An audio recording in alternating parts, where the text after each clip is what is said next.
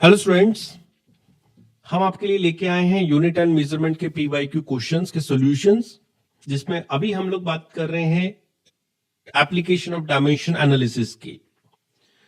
तो first question हमारे पास है, if the dimensions of the critical velocity of a liquid flowing through the tube are expressed as this formula where eta, rho and r are the coefficient of viscosity of liquid, density of liquid and radius of the tube respectively, then the value of x, y, z are given by।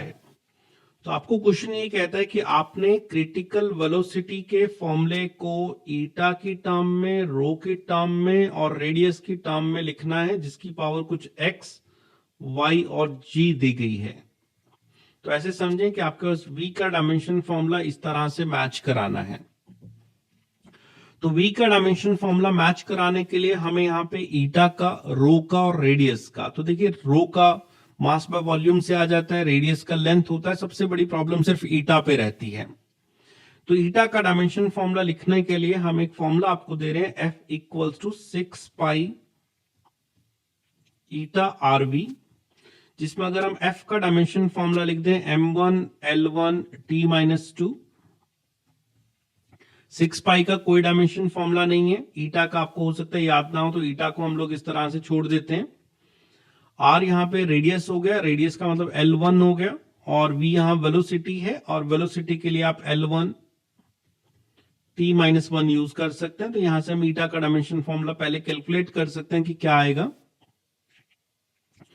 तो ईटा का formula अगर हमें calculate करना है, तो यहां से हमारा ईटा का फॉर्मूला बनता है m1 l-1 t-1, क्योंकि लेफ्ट साइड और राइट साइड में कुछ कैंसिल आउट किया, जिसका देखिए L1 और ये L1 कैंसिल आउट होगा। राइट साइड में जो L1 बचा है वो लेफ्ट में आएगा, -1 होगा, t की पावर -2 और -1 कैंसिल आउट होकर -1 बचेगा। अब कहते हैं हमें वेलोसिटी का डायमेंशन फॉर्मूला ढूंढना है, और हमारे पास ये ईटा और ये सब वेलोसिटी, ये फॉर्मूले आ चुके हैं।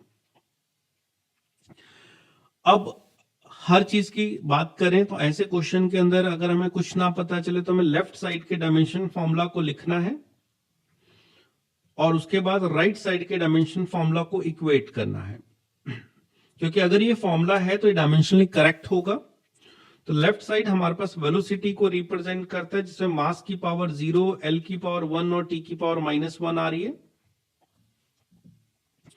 राइट साइड में जाएं तो हमें ईटा लेना है। ईटा का डायमेंशन हमारे पास आ गया m1 l-1 t-1 raise to power x।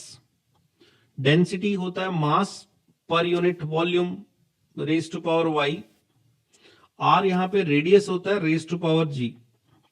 तो ये हमने तीनों का डायमेंशन जो फॉर्मूला है वो लिखा। अब यहां से लेफ्ट साइड देखा जाए तो m की पावर 0 है, l की पावर 1 है, t की पावर -1 है। यहां पे सबको एक साथ कलेक्ट करते हैं, तो m की पावर देखा जाए तो इधर से x मिल रहा है, l की पावर भी -x हुई, t की पावर -x हुई, m की पावर y, l की पावर -3y और l की पावर g। m की पावर यहां से कलेक्ट करें तो ये बनती है x प्लस वाई, तो m की पावर x प्लस वाई हमारे पास आई।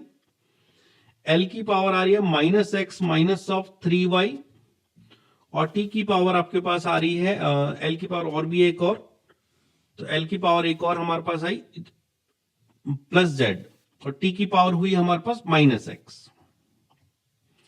अब हमारे पास लेफ्ट साइड की डायमेंशन फॉर्मूला है m0 l1 t-1, और राइट साइड में हमारे पास कुछ डायमेंशन फॉर्मूला लिखे गए हैं। अगर ये मैथमेटिकली करेक्ट है तो dimension formula of left side should be equal to the dimension formula of right side. तो x plus y dimension formula of mass है राइट साइड में, और लेफ्ट साइड में 0 है, तो हमने लिखा x plus y equal to 0। तो ये क्या होता है, डायमेंशन एनालिसिस के स्टेप के अंदर पहले हम डायमेंशंस लिखते हैं और उसके बाद दोनों की डायमेंशंस को इक्वेट करते हैं। नेक्स्ट हम लिखे तो हमने लिखा है -x -3y plus z is equals to 1। हमने लेंथ की डायमेंशन को इक्वेट किया। -x इक्वल्स टू -1, ये हमने टाइम की डायमेंशन को इक्वेट किया। तो सबसे बड़ा सॉल्यूशन यहीं से मिला हमें, x इक्वल्स टू 1। तो हमने क्या किया, सबसे पहले लास्ट वाली डायमेंशन टाइम की डायमेंशन एनालिसिस को इक्वेट करके एक फॉर्मूला ढूंढ लिया, एक वैल्यू ढूंढ ली जो कि x इक्वल्स टू 1 आया।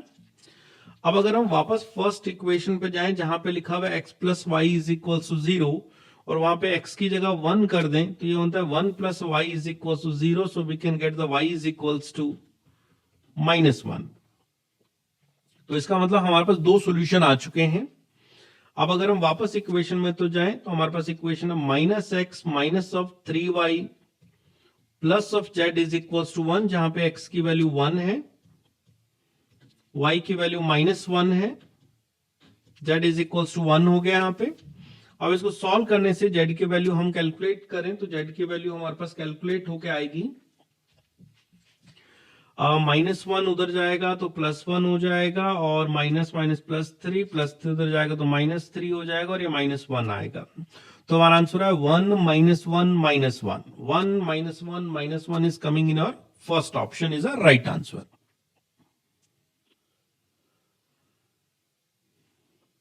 डायमेंशन एनालिसिस का हमारा नेक्स्ट क्वेश्चन है फोर्स, वेलोसिटी और time are taken as a fundamental units, then dimension of mass क्या होगा। तो देखिए पहले तो हम लोग क्या करते हैं, फोर्स का डायमेंशन फॉर्मूला देखते हैं होता क्या है। तो ये होता है m1 L1 T-2। वेलोसिटी का फॉर्मूला हमारे पास होता है L1 T-1 और हमें क्वेश्चन ने कहा है कि आपको मास का फॉर्मूला ढूंढना है और T यहां पे टाइम है T1।